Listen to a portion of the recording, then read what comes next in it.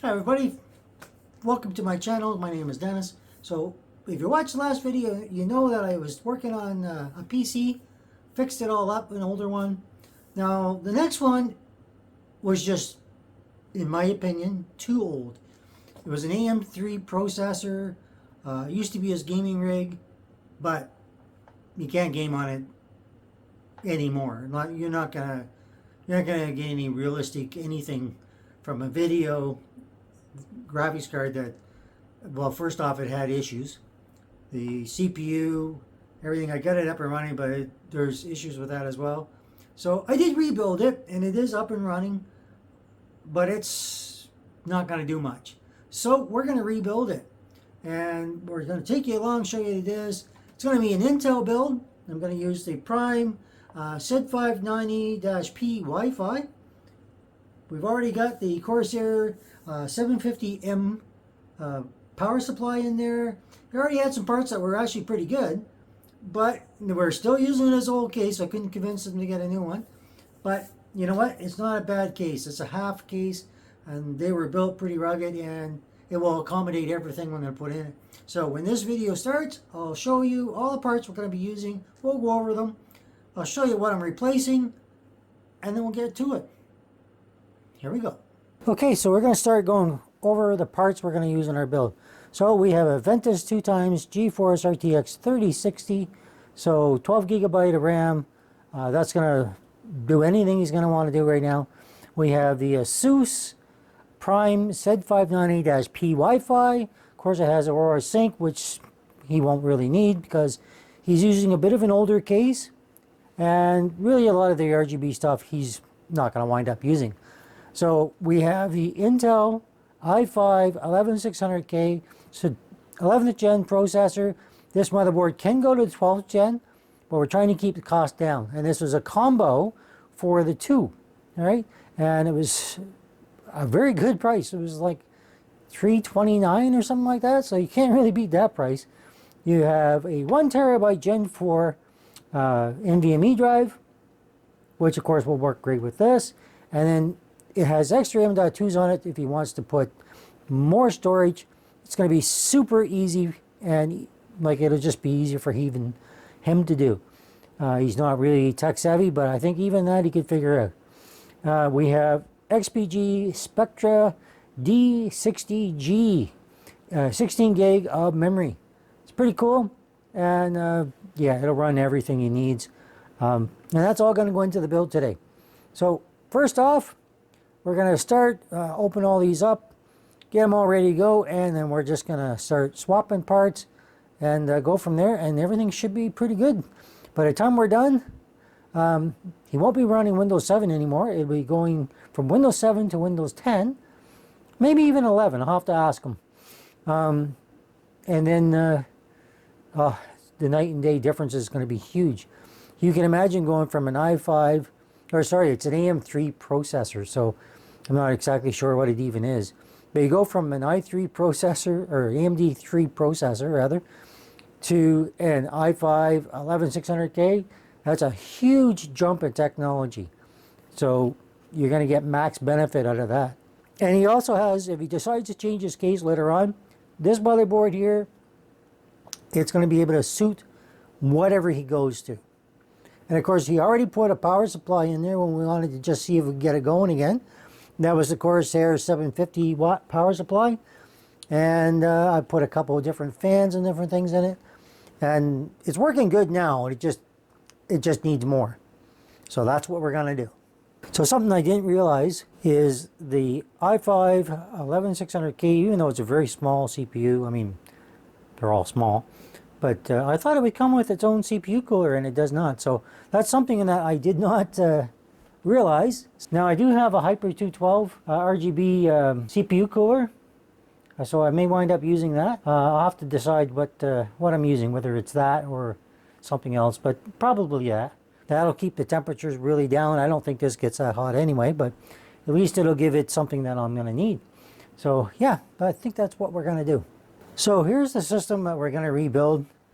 We're going to replace the graphics card, motherboard, CPU, all that kind of good stuff. what I want to do is I want to take the front of this case off, but I cannot find out, I can't figure out yet how to take it off. Because this fan here is so, still caked in mud. Like, I don't know if I can get it cleaned. It's pretty disgusting. Actually, I don't know if you can see that on camera, but I can't, even though I've gotten it as clean as I can, I want to replace it with a different fan, but I don't know if I'll be able to. So I'll have to see if I can get some stuff in there and just clean it as much as I can. But in the meantime, we're going to start, don't have a fan to replace this with even. Actually, I might, I'll have a look. And I have some coming, but whether they get here in time or not, I don't know. So I want to replace this fan if I can, even though this one's not too terribly bad. But we're going to take the motherboard CPU out, a graphics card, and then we're going to put our new one in and do all that kind of good stuff. So that's what we're going to wind up doing. We'll come back after I get it out. It's no big deal to take it out. You take your little pins on the bottom, you loosen it, and then you just yank it out. Now, I say there's no big deal. There's not, but it's a pain in the butt sometimes. These little tabs can get in there really good, and they're a little hard to get out. So if you ever run across that, it's not a big deal, but it's an annoyance, I guess is what I'm trying to say. And then you just have a little tab here, pop that, do the 2 screws, graphics card comes out, and then we have to unplug everything, and then plug everything back in once we have the new motherboard in, with the CPU, of course. So that is what's next. Okay, so I've taken all the screws out, everything, so now it's just a matter of popping it out. I've disconnected the 8-pin and 24-pin, all the everything. The only thing I didn't disconnect is the CPU fan from the motherboard because, well, there's no need. So we're just going to loosen that. That comes off much easier than I would have thought. So the big issue here, putting a new motherboard on, is he doesn't have the standoffs. Thankfully, I believe I have ones that'll fit. Because if I didn't, repurposing and using this case over again, it would become a thing that you couldn't do. So anyway, that's out. Next thing is let's get the other motherboard in. First, let's install our CPU and our memory, and then it's just going to go in simple. Okay, so one of the most intimidating things other than a BIOS update can be installing your CPU for some people, and myself included quite a lot. So we've got our processor, again, the i5 11600K. I'm going to put it in here. Now when you buy these, they should be checking the pins to make sure there's no broken pins, bent pins, anything like that. And then you just do this. Okay, that's going to pull it up, and then you're going to have to hold it. Double check these, just in case when they put it back in, something happened. So once you've got that in, now you're going to take your CPU and you're going to insert it. So you have to be careful how you insert it. Now remember, with Intel and the new AMD A5 CPUs, there's no pins on your motherboard anymore. So as long as you line it up properly, you can't really go wrong. So you can see 2 little divots on the bottom here, right? And there's a little triangle down here. If you look on the motherboard in that little corner there, you'll see a little dot. And basically it forms a triangle. So that's how you know the direction, because there's a little triangle on your CPU. You just put it over, line it up, and that's it. That's all there is to it. Simple as that. So you're going to lower this down. Now they used to, maybe it's me, maybe they didn't do this. You have to lower this down. Make sure these little divots here go underneath this screw. So that's what's going to hold it in place when you push it forward. So this is going to pop up once you put this down. So if it makes a noise, that's normal. So don't worry about it too much. So put that down. Hear that little sound? Put it underneath here, and then pop this off. Do not throw this out. Okay, if you ever have to return this or return the CPU, you're going to need that. All right. Otherwise, they will not RMA it. They will not take it back. That's it. CPU's installed in the motherboard. Thermal paste. Put your cooler on, and you're good to go. So let's put our cooler on. Okay, so this is the cooler I'm putting on. So it's the Hyper 212 RGB Black Edition with the SF120 RGB fan. So basically just a 120 millimeter fan that's got RGB on it. And It's a great fan. I've used it multiple times. So we're going to do an Intel install on this and put it on the motherboard. Okay, so just in case somebody wants to know how all this goes on, for an Intel build, it's right there. So basically, so far what I've done is I put them on here with the back plate. They're all tightened down. Now we need to use, okay, so you're just going to use these brackets, put them on your CPU cooler. I'll show you that in a second, actually. You have a fan splitter. Okay, you don't really need this. I'll show you why in a minute. They give you brackets if you want to put a second fan on it. These are going to secure these. The two little holes are going to go onto the CPU cooler. And of course, this is if you want to install a fan or whatever. But we'll get to that if we need it. Let's get the CPU cooler out. I'll quickly show you that. Again, this is not really an Intel CPU install, but I will show you some aspects of it just so you know. So this is the cooler we're using. Okay, this is on here because you do have to use thermal paste. This is your cables. This is what I say, you don't need those cables. Alright, because you're going to plug, if I can get it out, you have your RGB, goes onto your motherboard, and you have your fan. That's it, that's all you really need. You don't need the other unless you're doing a second fan, and that's why they give that to you. Alright, so on the bottom here, and let me just get this so you can see it. You got these two little holes. Alright. So I'm just going to show you this real quick just so you see it. So you have to make sure when you put this on. See this little divot? So when you're putting it on, if it doesn't fit in there right, alright, then it's not the right way. So turn it around. Okay, actually I think that goes on this side. Let me get a better view here for you. So that little divot, okay, lines up with the hole. Make sure it's flush. Put your screw in and you're good to go. And then what you can do, of course, that's the wrong way because these have to go in. That's how you can tell. So again, check your brackets. It only goes in one way. So like that. All right, see that? Make sure these are that way. Okay, this is the way it's going to point, and then you do it with this little divot in here. On the other side, if you do that, you can't get it wrong. All right, just to show you, line this up. It goes from the bottom, you'll be able to see because of the way it threads. Put that in there and just tighten it. Once it's in, it'll just stop. You won't have to go any further. Okay? Do the same thing to the other side and you're good to go. Then it's a matter of CPU paste. Don't forget to take this off. I have done that, so don't forget. If you do it once, you'll remember the next times, hopefully. So when it comes to the other side, take this fan off. Make your life a lot easier. Okay, again, screw this in here. You can't really screw this up. No matter how much of an amateur you are, and I consider myself one still to this day, to be quite honest. Once it's in, don't like super over tighten. As long as it's tight, okay, once it's tightened down, you're good. Stop. Put your fan back on and carry on. Okay, so I've initially started it, and now I'm just going to put my hand over top here just to hold a little bit of pressure, not too much, to finish tightening these down. These have a spring mechanism, so when you put them down, you are going to have to do that a bit, and you're going to be golden. Now I keep going diagonal because that's just my preferred way to do it, to make sure I'm getting everything going down evenly to spread out that thermal paste. So make sure, like I say, make sure you've done your thermal paste.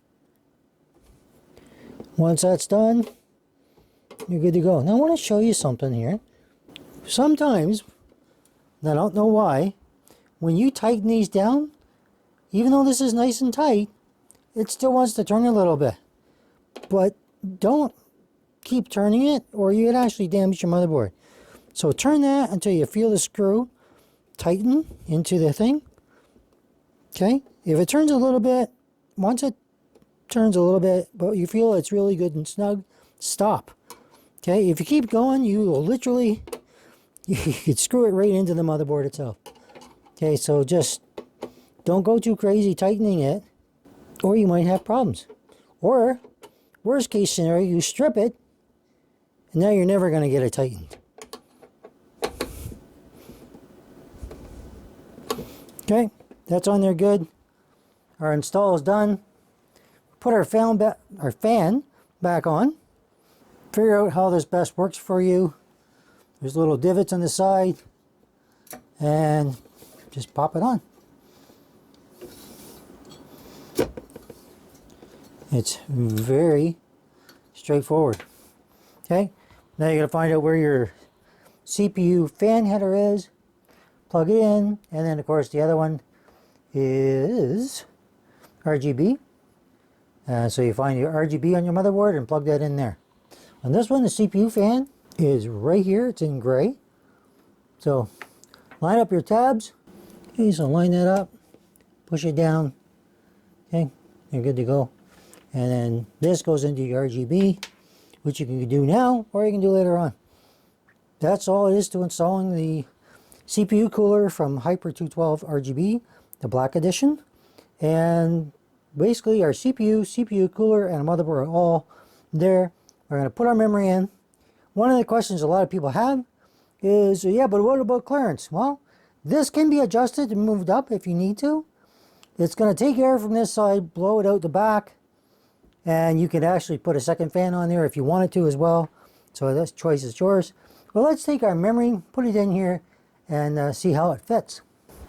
Okay, so one thing I can confirm, this is pretty tall memory actually. But if you put it into the first slot, you will have to raise this up, okay? Probably just a little bit. So you just loosen this, pull it up, and let it sit back in place.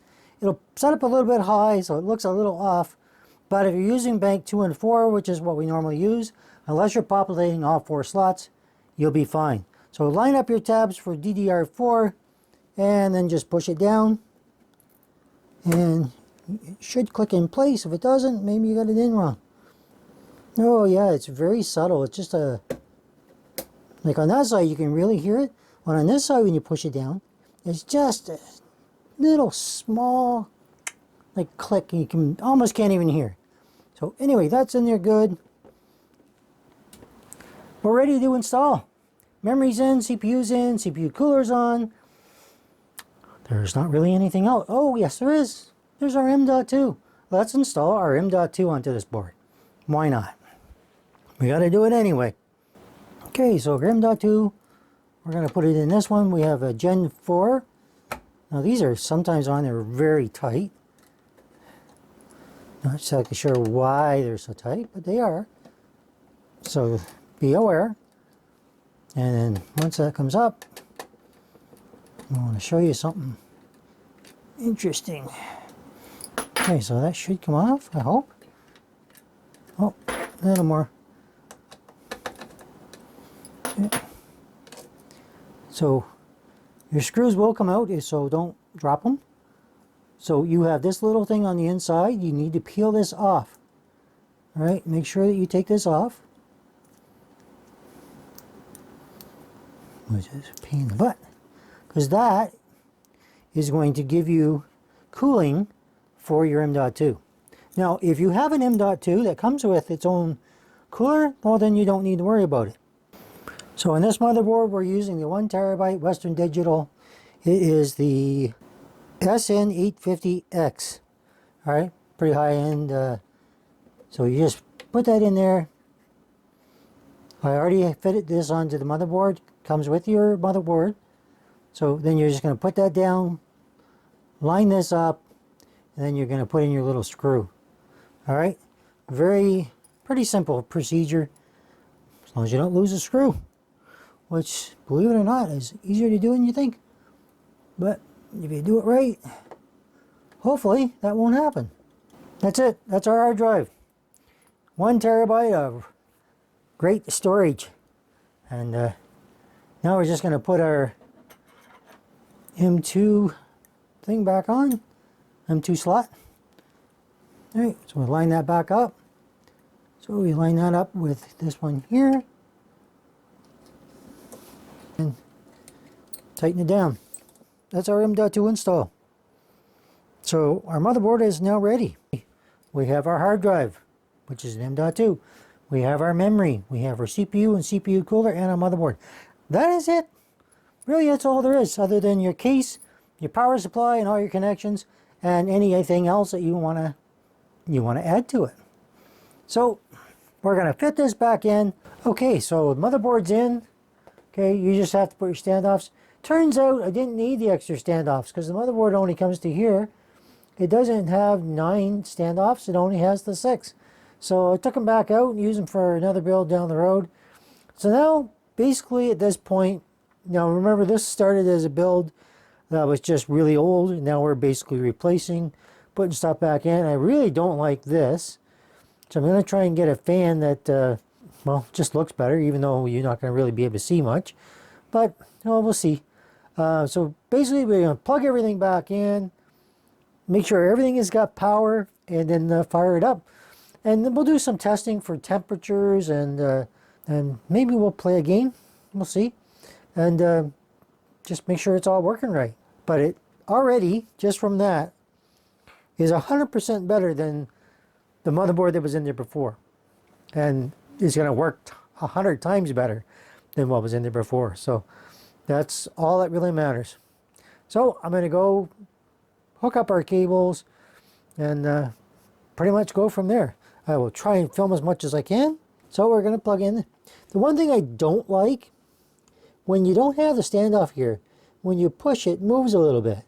Not that that's a big deal, but when you put pressure, putting the 24 pin for power on, that it doesn't create too much, well, stress. So 24 pin just goes right in here. Just, there, I actually heard the click. You can always confirm just by looking at it right in here. Just make sure that that's clicked in. And if you're ever in doubt, you can pull it. Doesn't come out, you know it's in there good. We have our CPU cable, because now here's the thing. With the motherboard that was in there before, it didn't look like there was a cutout, but there actually is a cutout in this case. So I'm not exactly sure why that was like that before, but now you have room to plug in your 8-pin without any real difficulty. So actually, see that click? So let me see here. Our SATA is still connected. I didn't have to unconnect that at all. We still got our cable for our PCIe for when a graphics card goes in. So now it's a matter of hooking all our cables back up. So we have our HD audio, which is actually better and actually easier to get to be honest. USB. So we have our audio, our USB, and now we're going to hook up the case and all our SATA connectors. Now, just conveniently, because of where the SATA connectors are on the motherboard here, plugging all our SATA is very, very convenient. It actually will speed things up quite a lot. Just like that. That was a lot easier than I anticipated. So our power will go on the bottom. Oh, wait a minute. No. So PLED, positive. Oh, actually, I think we have an HDD LED. So when you have an HDD LED, which you don't see in every case anymore, that goes underneath. So the bottom left 2 pins, plug that in. Now your PLED is going to go over top of it. Positive first and then negative. Then we have our power. And I can get the cable out here. And we reset. So reset. I'm going to do that first because that's going to go on the next 2 pins to the right on the bottom. There you go. And power goes on the top. This is going very well. I have our fan to plug in. So for now, we will plug it in. I'm just trying to see if there's a... Okay, so I'm going to plug this one in here. Just down here for now. Again, if I can get that cleaner, I will. Or if I can somehow replace it, I'll do that. But probably I won't be able to. So PCIe, we'll save that for a minute or so. We've already got Wi-Fi, so we don't need that. Okay, so I have this one fan here. We will plug this in for now. So conveniently, We'll plug that in right here. Won't interfere. It won't interfere with anything, and nothing overheats here, so there's no issue with heating issues and that. But if I can just get that all out of the way, it just makes it easier to do things down the road. Now let's get our graphics card out. So like I say, we have a 3060 we're going to put in there, and then it'll all be good. So this is our graphics card. It only requires one 8-pin, so it doesn't require a whole lot of power. So I kind of like that about it. And yeah, so that's just going to go in here. Very, very easy. Again, those cables are going to be in my way a little bit. We got to get those out of the way as best we can. Okay, so here we go. We're in. So we're going to fasten this in. Thankfully, not really difficult. Okay. One screw in, and we'll do one more and we should be good. Okay, graphics card's installed. We only need an 8-pin for power, so that's pretty easy. And just, you hear that click, and you're good. If you got a 4090 or 40 series, don't push the cable down. It'll melt your friggin' power, your graphics card. That's why I don't buy them. Personally, I don't like things that are going to melt and then have a company that's overcharging for the graphics cards to start with. Blame the user. So, anyhow, I think that's everything. Yep. We're going to fire it up. And if not everything turns on, we'll know we missed something. So that'll be coming up real soon. So I wanted to try something just to see what would happen if I left the old hard drive in. And this is what it's come up to. It's recognized the M.2 drive, but it's also recognized the original hard drive that was in there. So keep in mind, I haven't installed anything on this yet, but the original hard drive that was in there did have an operating system and everything on it. So I don't expect it's going to work, but I want to see. So it says next you will enter the UEFI settings menu. So I'm just waiting to see if in fact that happens. If it doesn't, I'll disconnect that drive and go from there. Now it says press F1 to continue and see what happens. So that's what we're going to do. I've always wondered about this, and now I'm going to find out. Now keep in mind, this is not supposed to work with any operating system other than Windows 10 ahead of time. So we're going to find out if that's true or not. So I want to go, the BIOS is running fine. I'm going to go to the advanced mode. And I'm looking for the memory. So we're going to F10 to exit. And it asks me, well, I want to save that. I'm going to go yes. And yeah, I want to see if it boots up into Windows from what he was running before. Now it was Windows 7 before, so I don't think it is. But if it does, then great. I'm just going to upgrade his operating system, or ask him if he wants to just do a fresh install, which would be better. Yeah, we'll see what happens. But either way, I'm going to put the OS onto the M.2 drive, because that'll just be like a lot faster. But I don't know if this is going to actually boot to Windows, because I would be, yeah, see, so it's not going to. So it's recognizing that the M.2 drive and the other drives are there, but because this is dependent on being Windows 10, you don't have a choice. So that being aside, we're going to disconnect the hard drive and we'll boot up, and we're going to install the OS onto the M.2 and then go from there. But the good news is everything is up and running. We can look at our voltage is 1.039 volts right now, and the CPU temperature is running at a cool 29 degrees up to 30. All right, so we're doing really great on temps. Yeah, no, we're doing really good. We're running at 3.9 gigahertz. Yeah, I'm really happy with this. Oh, you know what? I'm just noticing that right here on the main screen, it says XMP disabled. That's interesting. I'm going to put it to enabled, and it automatically selected what I had manually done. So that will overwrite, and so I'm going to F10, and it's going to tell me the stuff it's doing. We're going to say OK, and we'll probably boot back up into the operating system or the BIOS again, and then after that we're going to probably have to disconnect the hard drive and install our OS onto the M.2 drive. And I was going to do that regardless because, I mean, that's our fastest drive. But we want it to be fast. And that's what we need it to be. Okay, so that's it. We're going to exit out. We're just going to shut the system down basically, boot it back up without that hard drive connected because it's going to keep doing this over and over until it only recognizes the M.2 and asks you if you want to install an operating system. So there, I learned something. I hope you learned something. Okay, so one more thing I wanted to do, now that everything is installed, Windows 11 is on here, everything's working great, I wanted to show you how the system is up and working. Let's have a quick look. Let's have a quick look at the Armoury Crate dashboard. So let me just zoom in here. I know I should be screen recording. Sue me.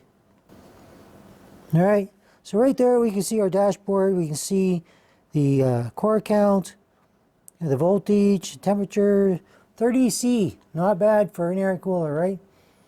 It's got rainbow pattern on it, but you can set it to any color you want with this software, which is kind of cool. And there's all kinds of things. I haven't logged in. This is not my system, so I'm not going to bother. 16 gig at 3200 megahertz. i5 11600K at 3.9 gigahertz. That's the BIOS version. Everything is down here. Temperature, let's see what it says. 29 degrees, like I said, it was 30 on the other one. So the motherboard's 31, CPU 35, chipset 48. So pretty much everything is working great. I'm very happy with it, and I'm pretty sure that going from an AM3 processor, the client's going to be very happy as well. So, all right, everybody. So that's the video. Hope you like it. Hope you learned a little bit from it. I think it looks spectacular with the RAM being RGB, the CPU cooler being RGB. Even though this is a really older system, you'll be able to see it because the cover when it's on there at least has perforation. So you can kind of see. In fact, the only thing you're going to see is the RGB through it. So it's going to look pretty cool. So anyway, I think everything went really well, in my opinion. What do you think? Leave me a comment, let me know. This is basically, if you looked on the outside of it, you might not know this is as good a system as it is. So temperatures are great. The Hyper 212 CPU cooler, very easy to install. I've got lots of videos, so if you don't like the one I've done, you can look back at the other ones. I've done both the Intel and AMD, and I do it step by step, everything you need to see. So if what I just showed you here, the little basically shortcut version, doesn't do it for you, go back and watch one of those. That'll help me out anyway. So if you like the video, hit that like. If you don't, well, leave me a comment. Let me know why or what it was you wanted to see. Everything is connected from the old case to this motherboard, except for, of course, USB-C. And again, if you like the video or you don't, leave me a comment. Let me know either way. If you're new here, think about subscribing. Hit that bell for notifications, so videos as they come up, you can get a chance to have a look at them. And as always, thanks for watching. Have a good one.